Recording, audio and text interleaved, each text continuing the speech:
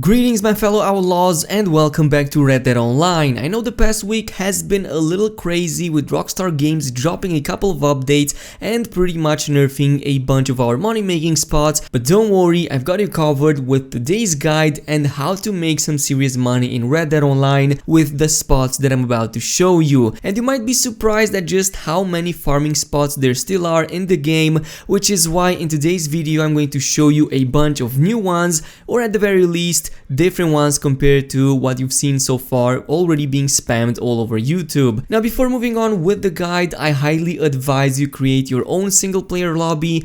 While it's not 100% necessary, it will completely remove any chance for you to get griefed, so I suggest you go ahead and do so, and there are many guides over on YouTube where you can check them. I'm going to start things off with an area very close to Tumbleweed, New Austin, which is like kind of my favorite spot right now because of its abundance of very expensive animals and animal parts that you can get. First of all, there are two cougar spawns very close to one another and both no more than 1 minute away from Tumbleweed. The first one is located in a region called Gaptooth Ridge, exactly over the letter E on a very slight terrain elevation. Somewhere in the middle of this elevation is where the cougar typically spawns, though you might have to circle the area a little bit until it comes out. It tends to move on just a tiny bit, but not too much, and I've done this like 6 or 7 times already, and it has spawned for me every single time without fail and without needing for me to restart the game or the online session. The second spot is the area right next to it called Cholla Springs, and you can see it right here on the map. I even put a marker on it. The spawn point for this second cougar is right on top of the letter H, mostly towards the uphill area, so you'll need to go a little bit further into it. The cougar here might move slightly more than the previous one, but it's still easy to see once you moved on for a little bit and if you go to a slight vantage point to look down on it.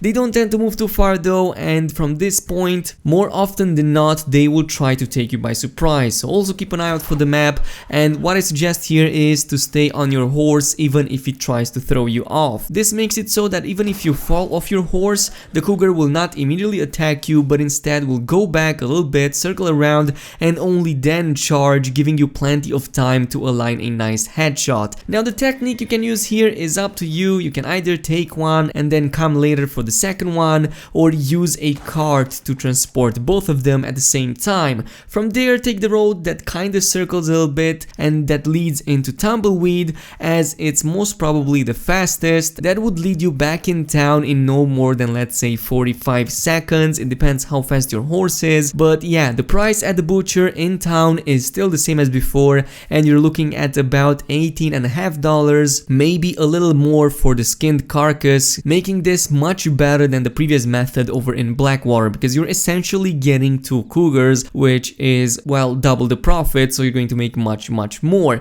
But this isn't the only thing you'll want to be hunting in this area. As I've said, there are multiple animals that can bring you some very nice prices at the shop, and another couple of spawns we have in this region is the condor and the eagle. Both of these majestic birds can and will spawn exactly west of Tumbleweed, somewhere in the middle of the Gaptooth Ridge. The condor is easy to spot as it's a huge ass bird with a very large wingspan, and it also tends to fly slower than other birds, so it's going to be easier for you to shoot it off and even see it in the sky. That also holds true with the eagle, by the way, and both of these can fetch about $3.50 for the carcass if it's a 3-star, and $1.50 for their feathers, meaning that you're going to get $15 for a full stack, and if you hunt both of the birds, that's going to be $30 with ease just from their feathers, and of course you're going to sell the carcasses and the rest of the parts as well. All around, I'd say that Tumbleweed is one of the top spots to farm animals right now, and you can start things right outside of it if you want to maximize it, like hunt a bunch of birds, then move on to the cougar spots I just showed you, and then come back in town.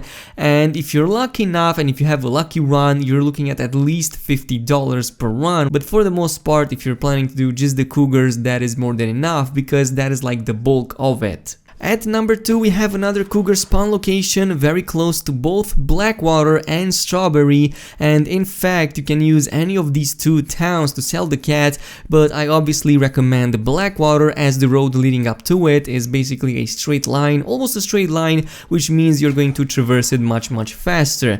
The cougar spawns in a location called Tall Trees, West Elizabeth, exactly on top of the letter T in tall. This is probably by far the easiest cougar you will ever hunt in the game, as it exclusively spawns asleep or half asleep. So yeah, it's exactly in the middle of this area on a slight terrain bump, and you'll always find the cougar taking a quick nap when you're getting there, leaving you like plenty of room to take it down with your rifle and a nice headshot.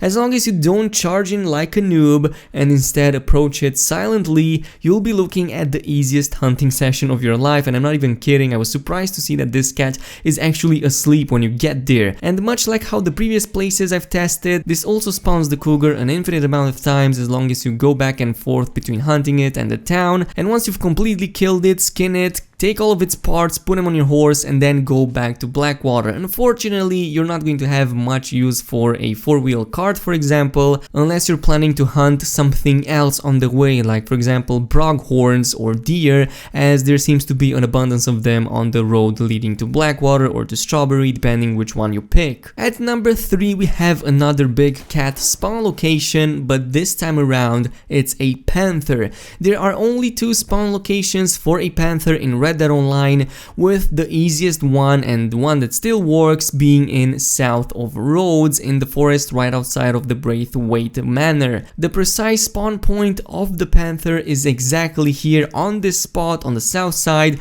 very close to the road that goes by the lake shore. Unlike the previous spots, this is much more difficult as there's a lot of vegetation, but more importantly trees behind which the panther might circle around before charging you at full force, so be careful with this one.